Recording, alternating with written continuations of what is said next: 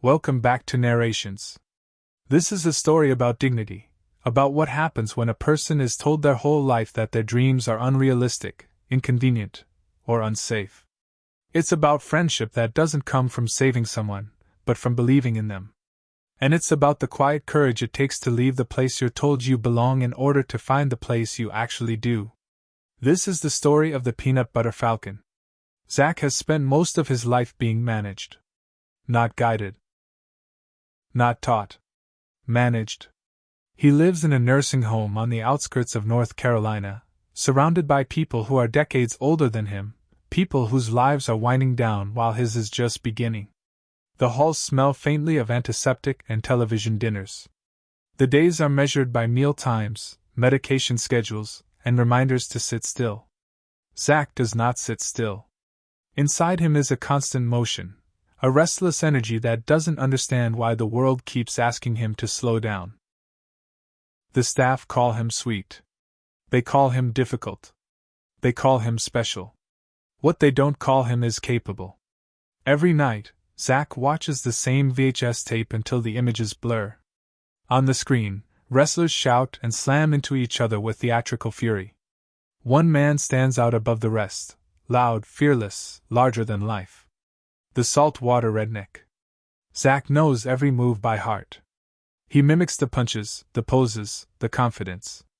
Wrestling, to Zach, isn't violence. It's storytelling. It's a place where people are allowed to be big, expressive, powerful. A place where strength isn't hidden or apologized for. Zach wants to be a wrestler. Not someday. Not hypothetically. He has a plan. But every time he talks about it, the adults smile the way people smile when they've already decided not to listen. They redirect the conversation. They tell him it's not realistic. They tell him he's safe where he is. Zach doesn't feel safe. He feels trapped. Eleanor is the only one who speaks to him like an equal. She's a caregiver at the facility, young and overwhelmed, carrying her own quiet exhaustion. She sits with Zach, listens to his stories, plays along with his wrestling fantasies, but even she is bound by the rules. Rules that say Zach can't leave. Rules that say dreams need supervision. Zach understands the rules. He just doesn't accept them. He tries escaping more than once. Each attempt ends the same way. Caught, scolded, returned to his room with gentle disappointment.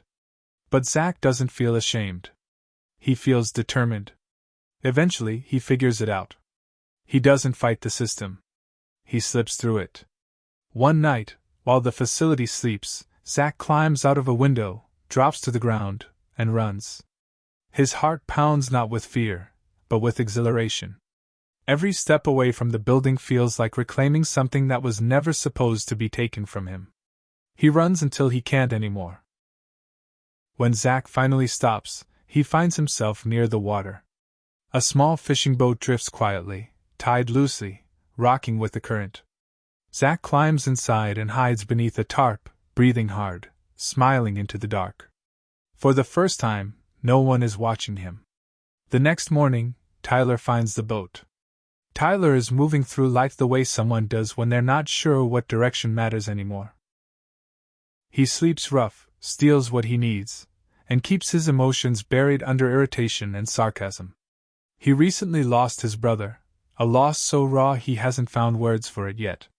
When Tyler pulls back the tarp and sees Zach, his reaction is immediate and defensive. He doesn't want responsibility. He doesn't want to be involved. He doesn't want to care. Zach doesn't ask if he can stay. He introduces himself. He explains his dream. He tells Tyler he's going to Florida to become a wrestler. Tyler laughs, not cruelly, but instinctively. The idea sounds impossible. Absurd. But Zach doesn't waver. His certainty is disarming. Tyler realizes Zach isn't confused or delusional. He's committed. Against his own instincts, Tyler lets Zach come along. They travel slowly, following rivers and back roads, living off whatever they can find. Tyler teaches Zach practical survival skills: how to fish, how to tie knots, how to throw a punch if someone comes too close. Zach listens with complete trust, absorbing everything. And Tyler notices something unsettling. Zach never doubts him. Zach looks at Tyler like he's someone worth following. Someone strong. Someone capable. Tyler hasn't seen himself that way in a long time. As days pass, their rhythm settles. They share food. Share silence. Share laughter that sneaks up on Tyler when he least expects it.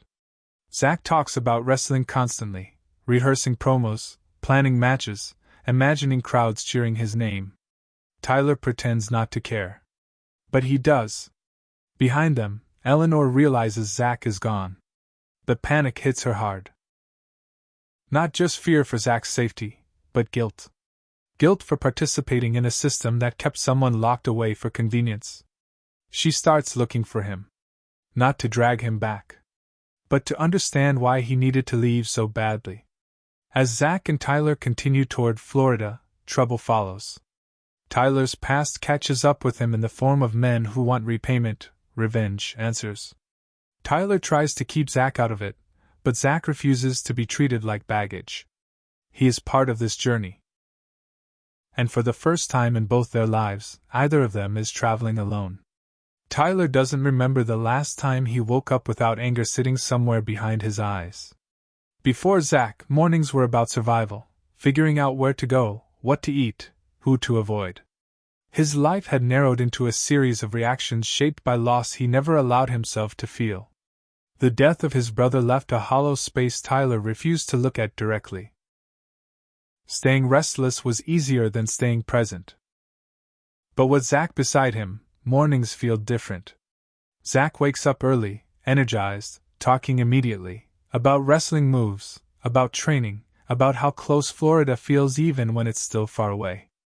His optimism isn't naive. It's deliberate. Zach chooses belief the way other people choose armor. Tyler watches this quietly. He pretends to be annoyed, but something inside him begins to soften. Zach doesn't treat him like a problem to be fixed or a danger to be managed. He treats him like a partner. An equal. Someone whose presence matters. As they move through the countryside, their journey becomes less about escape and more about learning how to exist together.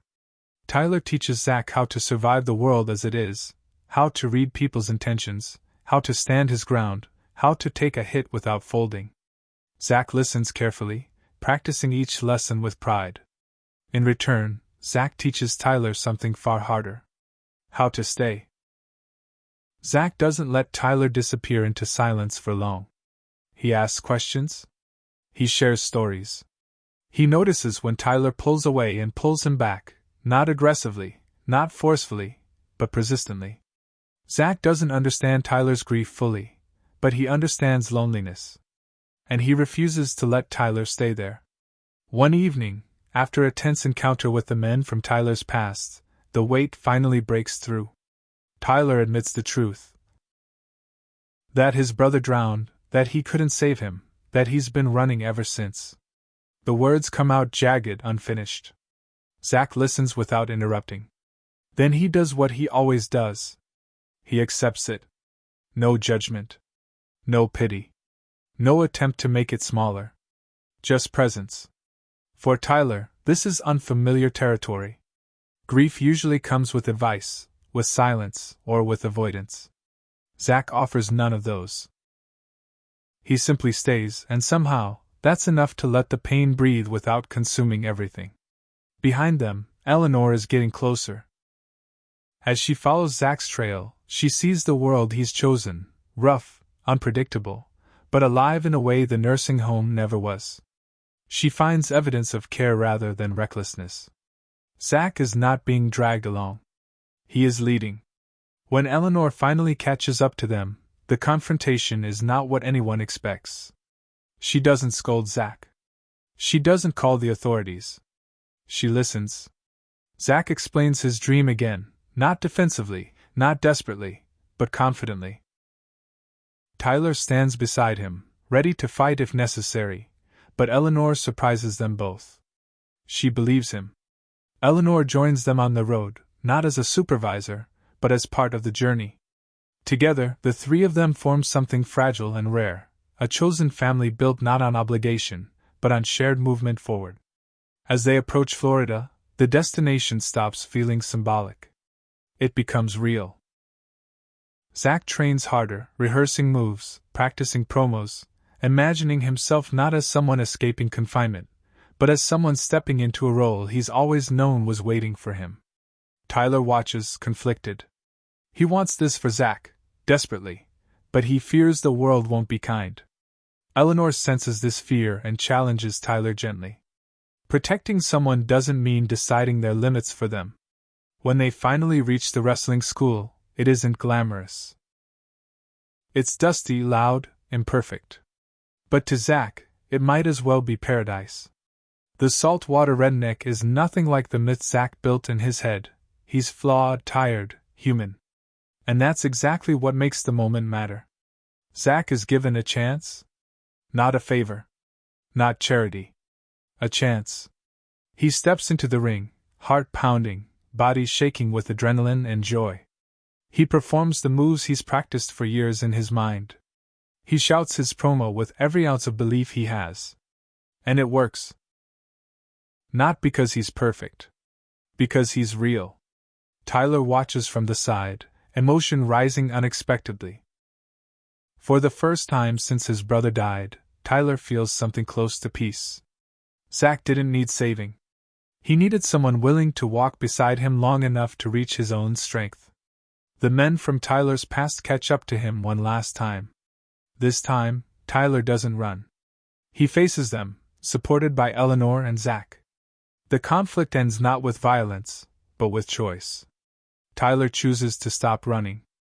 Zack's match becomes a celebration, not just of wrestling, but of arrival. When Zack is crowned with his new identity, standing tall and proud, it's clear that the journey mattered as much as the destination. Tyler realizes he doesn't want to leave. Not from obligation. From belonging.